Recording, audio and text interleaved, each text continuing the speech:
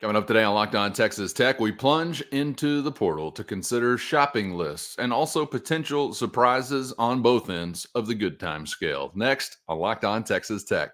You are Locked On Texas Tech, your daily podcast on the Texas Tech Red Raiders, part of the Locked On Podcast Network, your team every day. We're going to start this thing off right. Raider!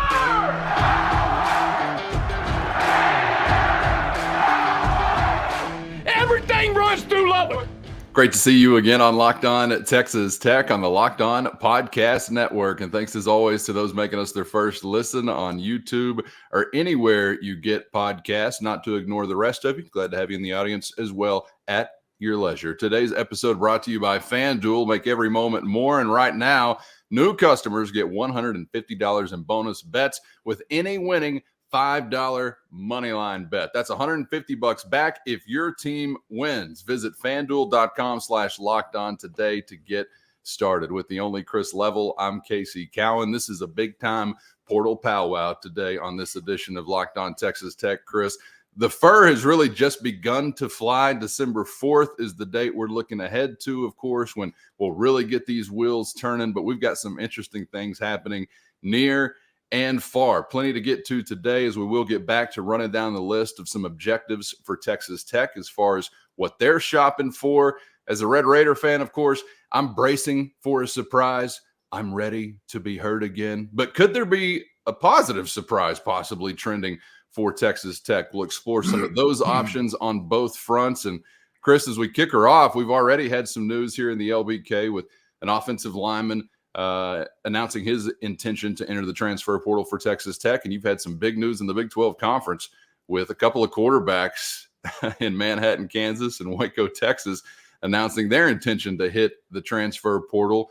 So we'll do our best to tackle it all. But, man, whenever you've got these announcements, of course, I think fan bases are trying to figure out how they want to react. How impactful was this guy for us? So there's a different kind of conversation for a Blake Shapen or a Will Howard versus, say, Landon Peterson for Texas Tech, who announced his intention, a guy that I think has been on the cusp of breaking through. And we saw him in a starter's role a season ago, but didn't work out that way this season. I know there were some things out of his control also that impacted that, but nonetheless announced that intention here just, I guess, in the last 24 to 36 hours. So tell me which way you want to go, man, because some of the stuff has gotten my attention outside of Lubbock. But I got to tell you, with this season going the way it did along the offensive line for Texas Tech, I wasn't just jolly, I don't guess, to see an offensive lineman announce that he was going to leave the program. But I'm not quite sure yet of the impact of his departure as it relates to the future. So how did that sit with you, I guess, first when you saw that announcement from Peterson? Yeah, I'm not surprised about Landon Peterson. There's a couple of other potential offensive linemen that if they leave, I don't think it caught anybody internally by surprise. Look, he's I think he had opportunities here. I think he leaves here. This is a good break, like from the standpoint of there's no animosity or no finger pointing or whatever. He just wants to go play more. Don't think he was going to be given that opportunity. Here is Texas Tech's trying to upgrade this position. I just think the waiting in the wings part of Texas Tech's offensive line scenario is what is concerning, and they're trying to fix it immediately. And what I mean by that is that there wasn't a lot of, like you had your starters this year, and we kind of knew Jacoby Jackson was your swing interior guy, and then Ty Buchanan was your swing guy at tackle coming into the season. So you felt pretty good about your starters, and then you had a sixth guy and a seventh guy. Okay. And then Jacoby Jackson gets pushed into duty, and Ty Buchanan missed a month, but then there's just nobody else they felt comfortable with, like putting them in Big 12 game and doing well, if that makes sense. I think they really like their young players. Your Nick Fatigs, your Caden Carrs, guys like that. However, those guys are just not quite ready yet. They need some more seasoning. They need some more time in the program before you turn them loose. And so, guys like Landon Peterson, guys like Matt Keeler may go, hey, man, we want an opportunity to play. And I think that if Tech is being up front, they may just say, I don't know if that's going to be available here. So, and then with all it's there's a direct correlation too. And like Landon Peter making an announcement. And I think that in the last day, Texas Tech has offered somewhere between 5 to 7 offensive linemen, like portal guys, junior college, portal entries. It's going to be changing by the time people watch or listen to this as well, because as guys announce their, I mean, you had one from UTEP, you had one from, I mean, just on and on it goes. So that's the one position, Cowan, that I think maybe concerns everybody the most, that needs to be fixed and addressed internally. And they're trying to do that. But I just don't know if, Landon Peterson and others if they're like quite pushing to go play. So, and I thought ironic, the first offer I see that Landon Peterson gets almost immediately, Louisiana Tech and Sonny Cumbie. Some direct knowledge there and all that. And that's the way this whole thing is supposed to work. Hey, man, you may not be able to help us, but you can help somebody else. Hey, man, I may not be able to help you, but I can go help somebody else, vice versa.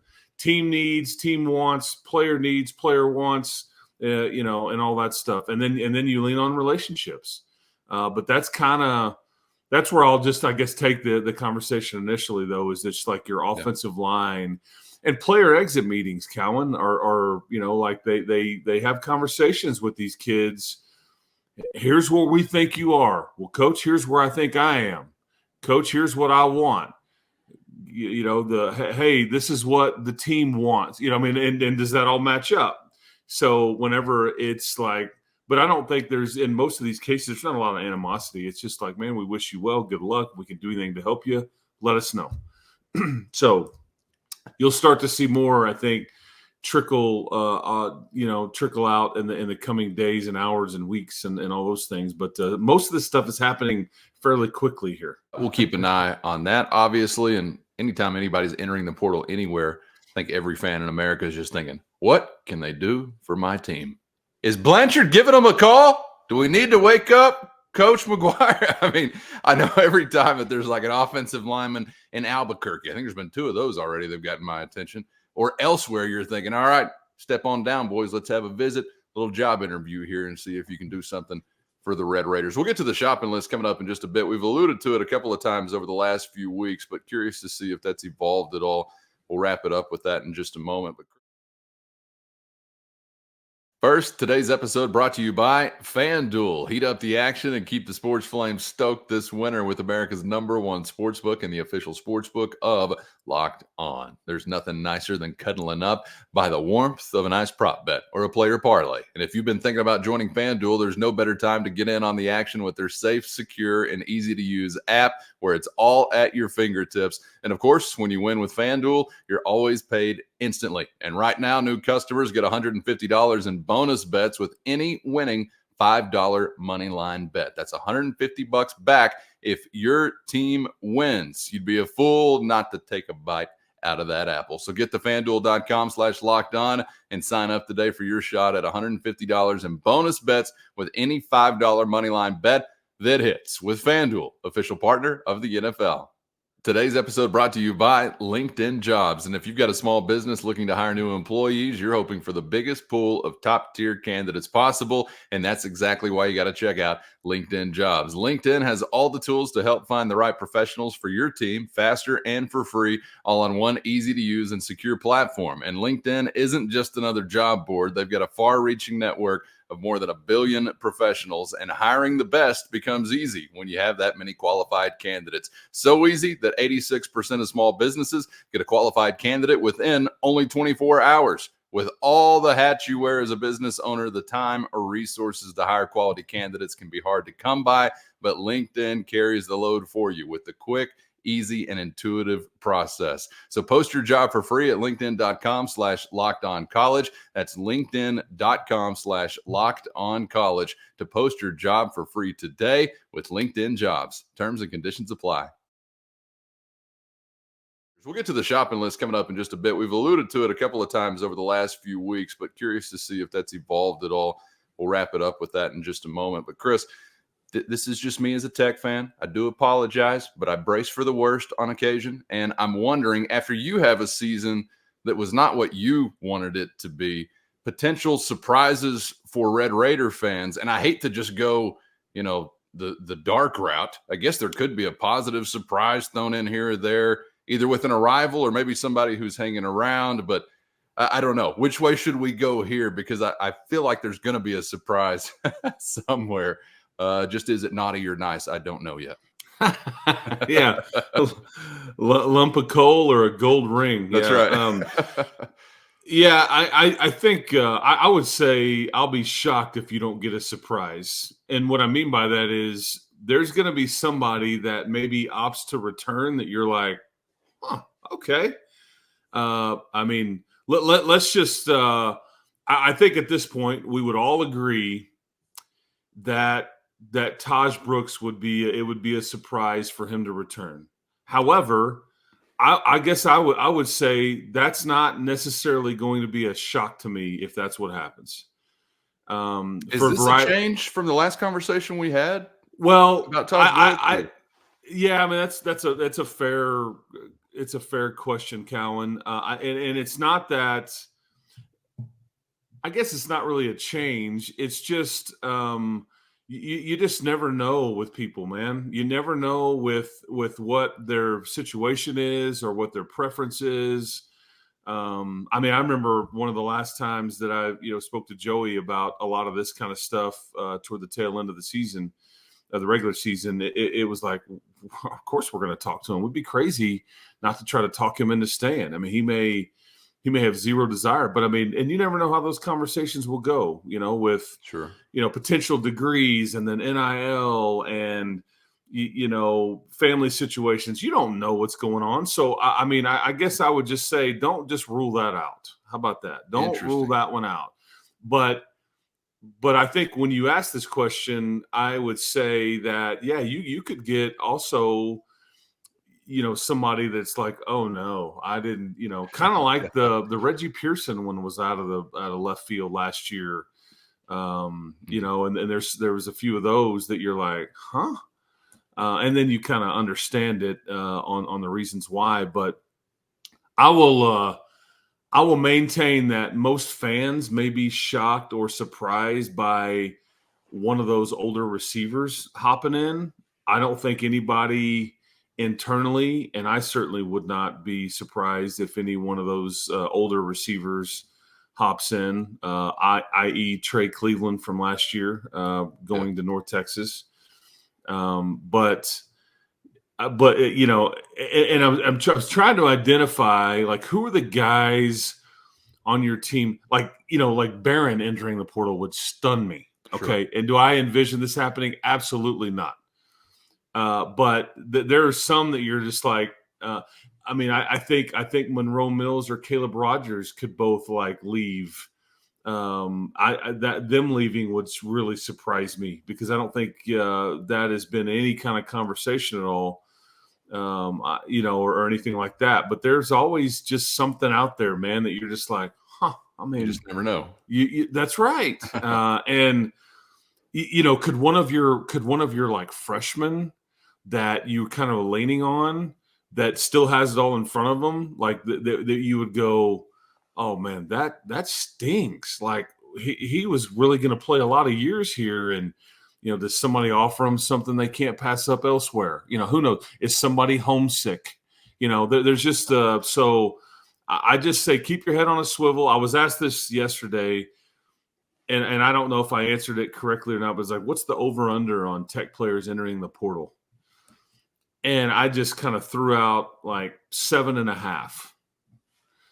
And here we are at 1. Okay, maybe I'm way over, maybe I'm way under. I don't know. But I bet there's more movement than people are expecting, but it may not necessarily be like a quote unquote surprise. It may be more of like man, I just want to go play somewhere. I wasn't going to get that done here, and all those things. So I don't know. But Taj coming back, you losing a freshman, those would be like somewhat surprises, but maybe not. That's just the way that the landscape is these days. But I know this: if 28 wants to come back here, man, can I sign that contract? You know, I mean, 'cause I'd like to be in that business again, but He's got his power of attorney. Yeah, that's right. I can also see where he's like, man, my stock can't get any higher. I've done all I could do here. I'm out. You know, so That's kind of what I've just thought was going to factor in, was like, man, your stock is as high as it will get. That may not even be accurate. I don't know, but just kind of some general, I think, wisdom would lead you to believe that. But I also asked you last time we talked about him, and I said it kind of in a joking way, but I don't even know if it is a joke, really. The NIL component has changed so many conversations, and I know that you would really have to be in a special spot to outpace probably what you would be in a position to get if you were draftable or eventually drafted in whatever round, but I'm not so sure he may not be in that spot. I mean, it's not something to slough off, right? That is a factor for some. I don't know about him, but for some. Oh yeah, I mean, it's a factor. I mean, it's figure factor. it's bird in the hand versus a total gamble and an unknown. And like, you can make the argument with guys that are in his same situation, because I think Malik Dunlap and Rashad Williams were in the nearly an identical situation last year. True. In that, okay, can they get that much better? I don't know. But can they stay here, do well for them, for their families, continue their education, and then they're still, it's just a year later in the process. Did it hurt them? I don't know, but are they? You see what I'm saying?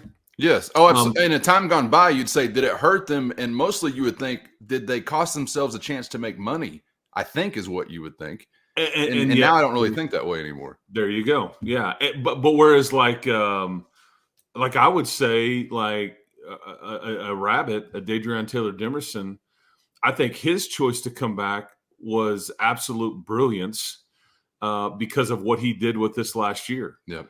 He turned himself from maybe he could get drafted to, I think he's got a great shot to be picked. And I mean, he popped out all over the place and there was just folks that not even associated with Texas Tech talking about his game and the way he played, and NFL scouts rolling through there. So it's not going to shock me at all if he gets picked in the middle of this draft and all that, based on his decision to come back. So you just never know, man. And I think anybody trying to live some kid's life for them or think they know what's best, I mean, there's a million different dynamics and all that. I just wouldn't rule some of that out. So just don't be shocked. Okay.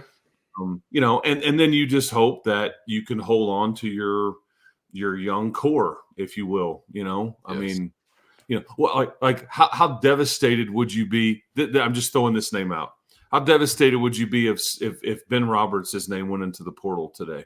I'd follow him wherever he went, and I'd enroll in that university.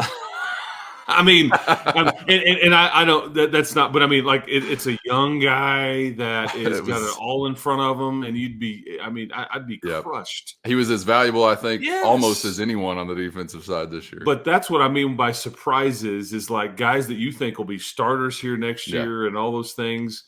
I won't be surprised if Taj returns. I won't be surprised if one of these receivers leaves. I keep saying that if more offensive linemen leave, if some of these running backs leave, other than Taj, because there could be a direct correlation there.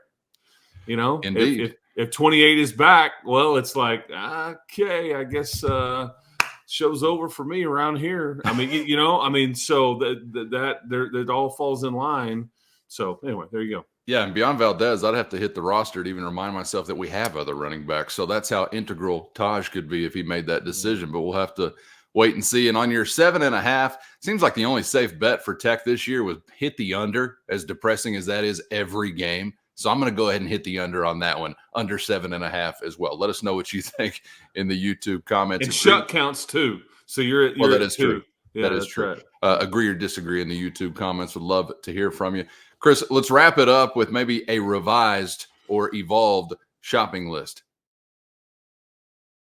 First, today's episode brought to you by PrizePicks. Testing your skills on PrizePicks this football season is the most exciting way to play daily fantasy sports, and the best way to spice up any game anytime. And congrats to all those with the skills to win up to 25 times their money through the football year. And now you can do the same during the hoops calendar as well. Just select 2 or more players, pick more or less on their projected stats, place your entry, and boom, you're ready to roll. And with the NFL playoffs and bowl season coming up, you can also pick combo projections across football and basketball. With easy gameplay, quick withdrawals, and a giant selection of players, projections, and stat categories, it's no surprise that PrizePicks is the #1 daily fantasy sports app. So get in on the fun and go to prizepicks.com/lockedoncollege and use our code LOCKEDONCollege for a first deposit match up to $100. Again, that's prizepicks.com/lockedoncollege and use the code LOCKEDONCollege for a first deposit match up to $100 at prizepicks.com/lockedoncollege. Daily fantasy sports made easy. I know we've kind of had this conversation before, alluded to it, and I know some fans obviously have their own thoughts about what stuck out to them this year that, stunk. So where do we want to get better? Who do we want to go shopping for? I don't know that those things are always going to line up with what's happening internally or what's on James Blanchard and Brian Nance's priority list. But I'm kind of wondering, as a couple of weeks have gone by, we now got the regular season in the rear view. Had a couple of announcements with Shuck and Peterson. I don't know that changes it necessarily, but how do you see this target list or this objective list by position? Like, what do you see as a greatest priority, and then just a cherry on top, maybe if you can pick one off? What does that look like as we sit here to, pretty soon open up the month of December? Offensive line and tight end are 1 and 1A, I think, and you're seeing the offers kind of be extended. Junior college, I mean, I mentioned this earlier, but a UTEP offensive lineman, North Dakota offensive lineman. I think there's even a DB, I think, that's set to visit from Canada. I think I'm right on that. I mean, there's all, so, I mean, you're turning over rocks. I mean, you're evaluating, you've been doing this. So when guys hop in, you can be ready to evaluate, and the coffee pot is rolling in Coach Blanchard's office, which is now the west side of the Jones AT&T Stadium now. It's not in that football building, as that football building is just days away from coming down. But right. So, yeah, offensive line, tight end. And then I think at that point, you need a DB. I think you needed an interior defensive lineman, but Danny Salih, Big Tui, I think he may satisfy that need. But then this is where we get into the fun part, or the tricky part, I should say. This is like now gets into case-by-case specifics. So do departures from your roster dictate a need? If you have wideouts that depart 1 or 2, well, guess what? You're going to go need to fill that. If you have an edge guy like Steve Linton, if Steve Linton decides, man, I'm not going to the portal, I'm going to go pro, you all of a sudden need a pressure player on the edge. I think you would look to bring in or to fill that spot. But there's also players that that maybe this staff knows, is aware of, has a relationship with, that if they get in the portal, it's like, don't care if we need it. He's better than what we've got. Go get it. Yeah. Make it happen. And that will almost assuredly be the case in some aspect in the coming days or weeks. Somebody gets in there, and I will say you need QB help too. I don't think you're like, are you in the market to go get Blake Shapen or Will Howard? No, those guys want to go start. I get it. But if there's somebody that's a group of 5 or Division II, Division III, junior college, or somebody that's got some years left, that's like, man, I'm willing to come in and take a crack at the starting job, but you don't have to guarantee me that would fit, but not somebody that's a 5th or 6th year guy that's ready to roll right now that really wants to start. That I don't think that makes sense for that player. Gotcha. You don't want to upset the apple cart with Barron. So anyway, but you definitely need some more help in the QB room for the situations that we discussed earlier. Before we get out of here really quickly, just kind of off the top of your head, what's the success rate been for portal additions in the McGuire era so far? Because some of these guys have contributed heavily.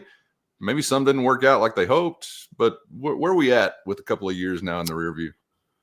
Well, I think that in general, the portal has been very kind to Texas Tech. I mean, very, very kind. I think that you would say, boy, you've done better than most with what you've gotten.